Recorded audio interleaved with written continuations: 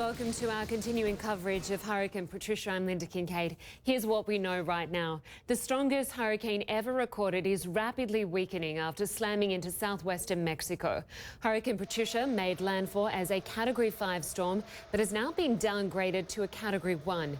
And the U.S. National Weather Service says it's expected to become a tropical storm soon and then dissipate. Mexican authorities say the country seems to have dodged a bullet, but they'll have to wait a little longer to get a full damage assessment.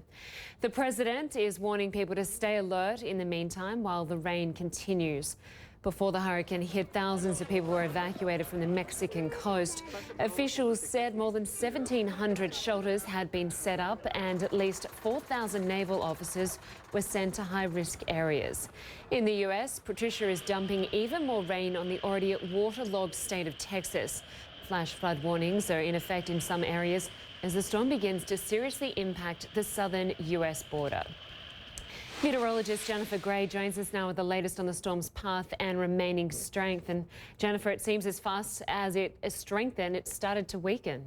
You're exactly right. And just out, the 8 o'clock advisory has already downgraded this to a tropical storm.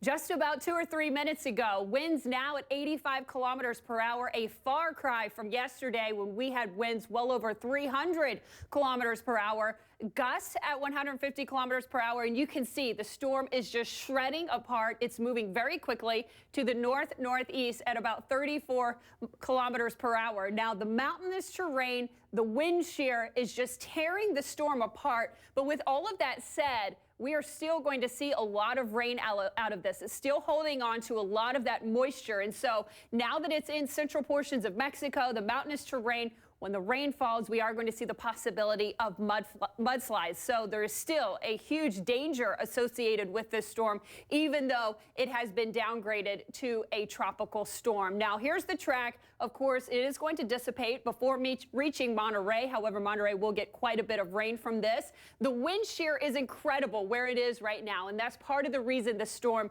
is weakening so quickly. But with that said, the moisture we were talking about, it's not only going to impact Mexico, but this is going to push into the southern portion of the U.S. This is going to bring incredible amounts of rain for portions of Texas and then on into Louisiana, and it is going to stay right there for a couple of days. We've already seen flash flooding. We've already had car rescues from high water in the flash flooding. So that moisture surge is just going to continue that trend. And where we've already seen the flooding over the last 24 hours, we will continue to see that across Texas. So let's talk about rainfall amounts. Across Mexico, we are starting to wrap it up. However, we are still going to get the possibility of flash flooding and mudslides. The highest rainfall totals right there around the coast. We could see up to 250 additional millimeters of rain. Of course, in Texas, though, we are going to see incredible amounts. Could see 500 plus millimeters of rain. So, Lynda, it's going to be